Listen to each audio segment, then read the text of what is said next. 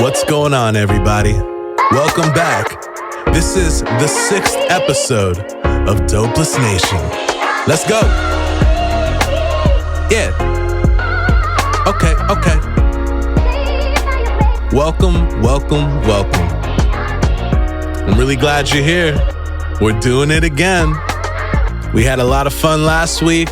I'm glad you tuned in, and I'm really excited about what's going to happen today.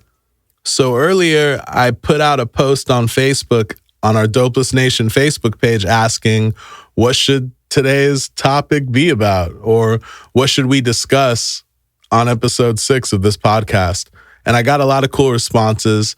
Somebody brought up the idea of finding a good sponsor if you're in a 12-step fellowship. Somebody else brought up the idea of discussing shame and guilt. And somebody else brought up the idea of talking about God. And those are all really good topics. Some of those are already in the works, so I'm looking forward to unpacking those for you guys in the future. But before I go ahead and tell you guys what we're actually going to do today, I just want to remind you to go ahead and like that Dopeless Nation Facebook page. That way you can stay up to date with what's going on and actually join this conversation and be a part of what's happening on this show. We're also on Instagram. We're also on TikTok. And if you haven't already, dopelessnation.com, the world's hottest sober merch and recovery apparel in the world. You got to get on that. So shout out to my friend Eric. He brought up a real good idea to talk about today. Bear with me while I pull it up. So here's what he said. He said, you know, when we're in treatment and actively working the steps, there are clear goals to achieve. It's all kind of spelled out for you if you have the willingness. I found the hard part is after treatment, building a life and at the same time, keeping recovery first, finding the motivation, choosing a direction to go and moving forward, helping others, and at the same time, helping yourself. That's a subject I'd like to hear about because that's what I'm going through. I'm sure there's others that might be interested in the same subject. Eric, I want to thank you for that idea. I think it's really cool. And you're not alone in that, just like we found out online earlier today, right? Because a lot of people jumped on that and said, yeah, me too, and offered their feedback. And I love moments like that because it kind of just all comes together where even though that's something you suggested, it's kind of been on the forefront of a lot of people's minds. I think it's a very common question that people have. I was at a meeting earlier this week where somebody brought up that very thing. Like, what do I do now? How do I keep this going? It's a real fear, I think, sometimes. So I'm really excited and I'm really glad that you brought that up because that's something that I deal with every day as well. I like what Samantha said when she said, how to maintain once that desperation is worn off. Like how to keep the fire. How do we keep this relationship interesting? No, I really do like that though. How to maintain once that desperation is worn off. Brady chimed in and said that he says it all the time, that he thinks working the program is harder in a way the longer you're sober because it requires a certain amount of self-discipline to maintain your grounding in spiritual principles because that desperation is so far behind you. I also like when John chimed in and said that he loves this topic and would love to hear more about how to navigate it as he feels that's the season he's in right now currently. After reading all that, I was like, so maybe we keep it day one. Like that should be the topic, like how to keep it day one. And what does keeping it day one look like? Because I want to know, does the gift of desperation have to wear off? Does it have to be in the rear view the longer we stay sober? Is there a way to add fuel to the fire daily and continuously, just like we fed our addiction and alcoholism in the past? Like, why does it have to feel so far away? Why does that desperation I mean, I don't even think that's the right word. I like that the pain, I like that motivation that got us here to finally surrender and accept spiritual help. I like that that's behind us. I don't have to go through that anymore.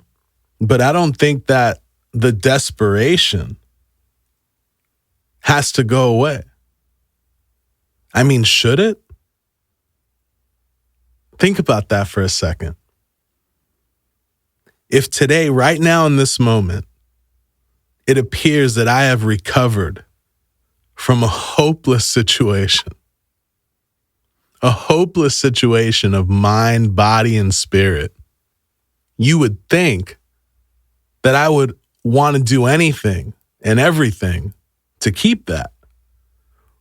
Or you would think that my actions would show, like, wow, I just cheated death.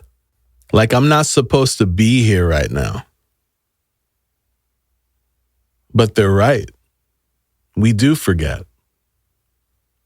And I wonder why that is. I wonder why, as time goes on, we forget. We forget what brought us here. And I don't know, maybe I'm going a little off topic, so I kind of want to reel it back, but I think I understand the question correctly, what Eric was bringing up. You know, like in the beginning, there's a bunch of willingness because we come in and our ass is on fire. We're hurting. Some of us are coming out of jail. Some of us are court ordered to maybe go to meetings, go to treatment. Some of us are doing it because we're trying to save a marriage. Some of us are doing it because we don't want to lose our children. Some of us are doing it because we're tired of overdosing or blacking out or doing too much and waking up in the hospital. I get it. We show up ready and willing to accept any kind of help because our ass is on fire. And whether it's treatment, whatever it is, I mean, there's so many options, right? There's so many things out there that we can use and utilize to recover. But I like what Eric mentioned. It's easy to do this in treatment. There are rules. There are clear-cut goals. There's things that'll happen if we don't follow the rules. I remember being somewhere where they always said, hey, listen, there's freedom in following the rules. He would always say, Eli, there's freedom in following the rules. And then if you transition out of treatment, rehab, detox, whatever, and you find yourself in sober living, it's still easy, right? Because you're required to go to an X amount of meetings a week, or you're homeless. You're expected to not drink or drug, because if you fail a drug test or a breathalyzer, you're homeless.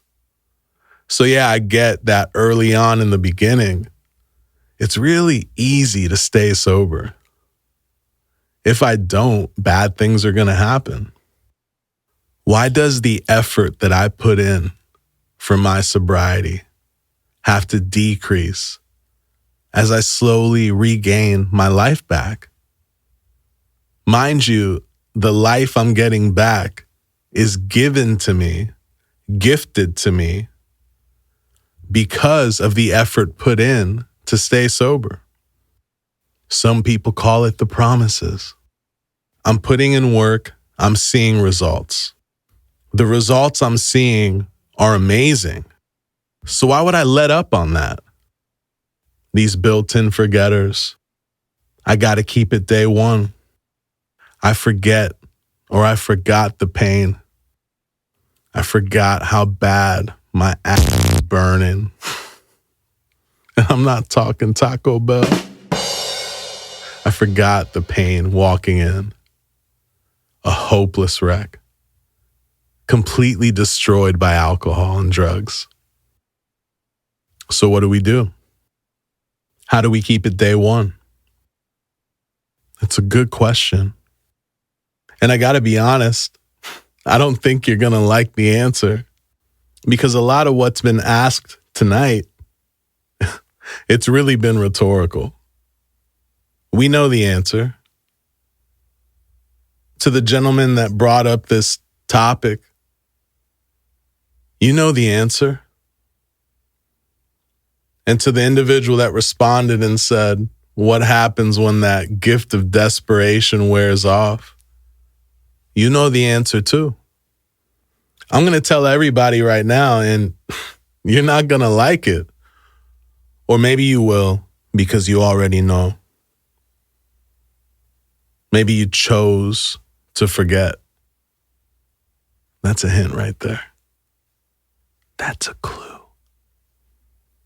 I was talking to somebody earlier this evening, and he reminded me. I asked him the question. I told him I was tracking the podcast, and I said, hey, before I go in and finish this up, I want to get your inspiration, because this is somebody that I look up to, somebody that I'm very intentional to listen when his lips are moving, because he stirs something up inside of me that helps perpetuate more and more sobriety, more and more recovery. And this is what he said. He said, it takes a conscious effort to forget, just like it takes a conscious effort to remember. So I need to consciously put in the effort to remember. I got to do whatever it takes to remember what it was like before I got sober. Because that's the answer right there. There's no secret to this. The gift of desperation wears off? No. I chose to forget. In that particular moment, that day, how bad it was. So I'll speak about myself. And as I'm remembering the things that keep me where I'm at today, maybe you can remember the situations and things that happened in your life that sustains your sobriety. I remember what it's like sitting in jail. I remember how I felt when I needed a fix and couldn't get one, and the things that I would do to maintain my addiction. I remember all the friends that I have lost. I remember all the family that no longer talks to me.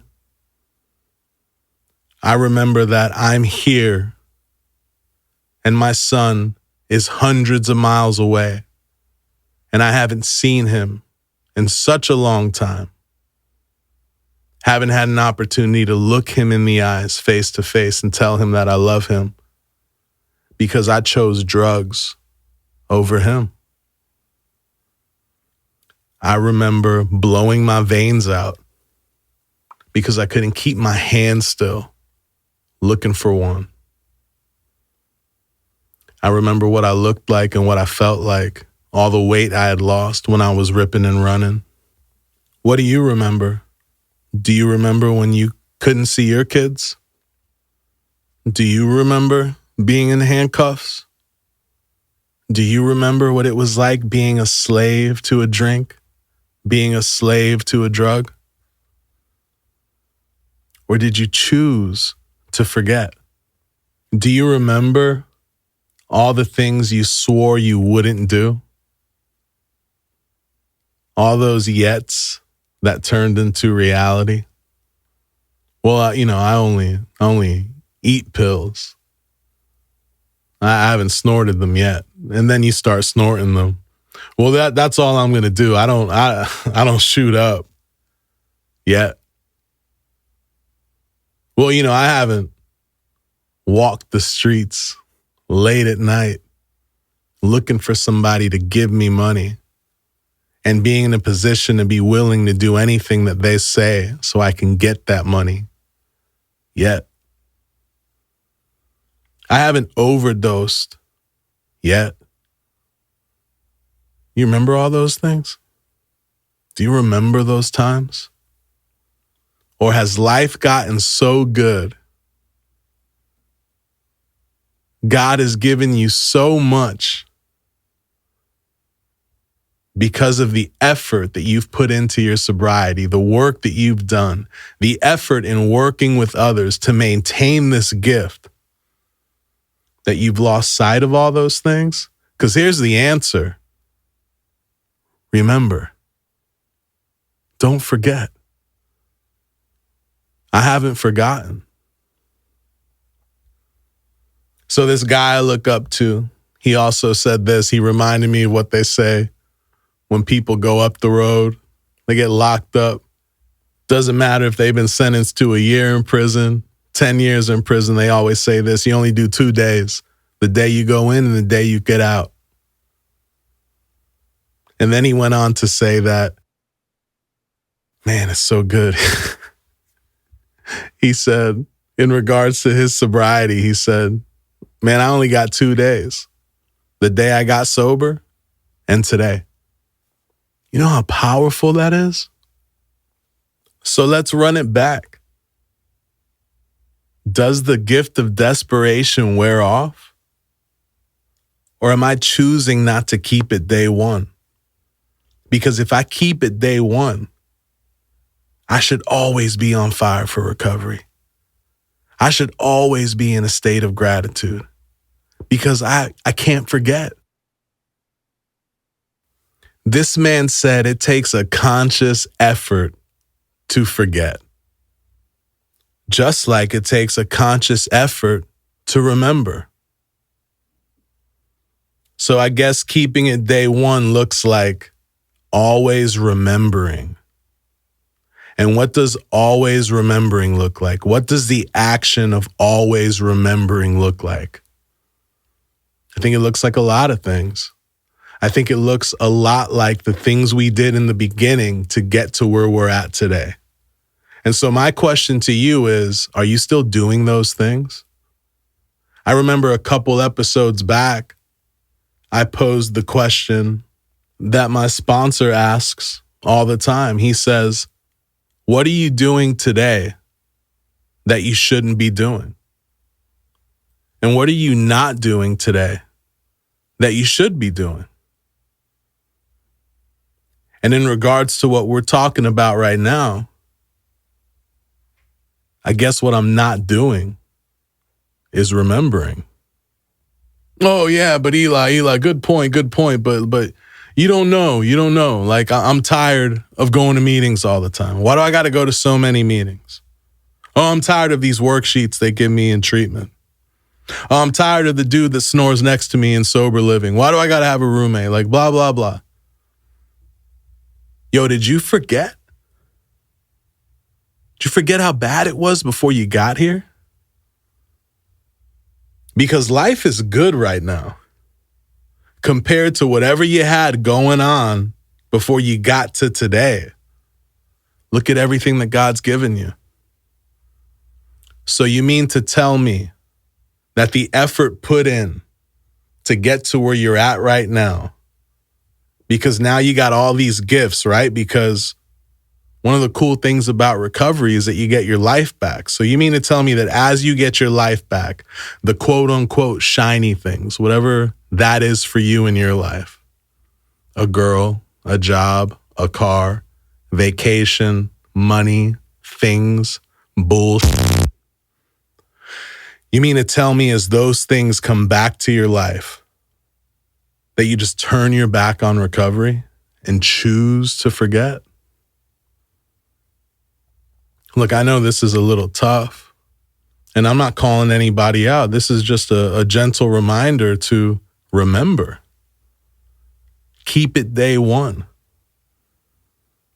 If it takes a conscious effort to forget my actions, I do that. Then why am I not putting a conscious effort into remembering? So what do? We remember. That's it. No tricks, no secrets. There's no special instruction to do this. We just remember.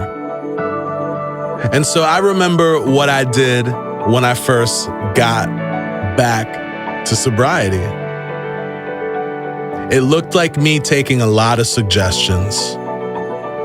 It looked like me saying over and over and over that I don't have the answers, and becoming willing to accept spiritual help from others, from God, from you name it. Because whatever I had going on wasn't working. I needed help. And then remembering that the effort put in to get sober and stay sober gifted me beautiful things. The opportunity to rebuild relationships. The hope of seeing my son again face to face. I hold on to that. I can't forget. I remember overdosing. I remember waking up in hospitals. I remember the police driving me to detox. Do you?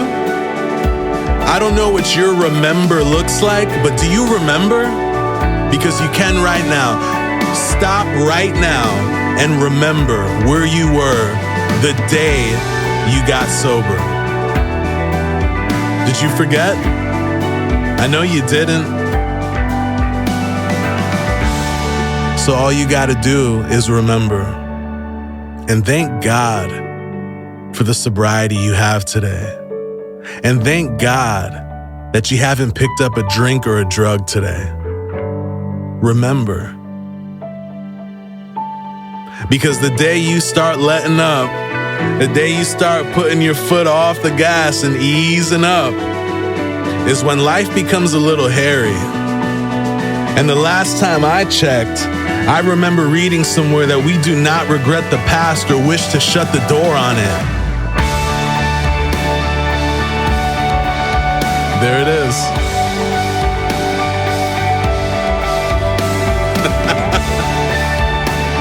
That's it. Do you remember? How grateful are you today? I know you didn't forget.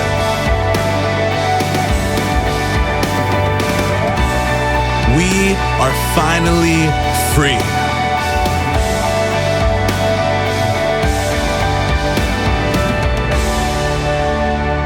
So remember, keep it day one.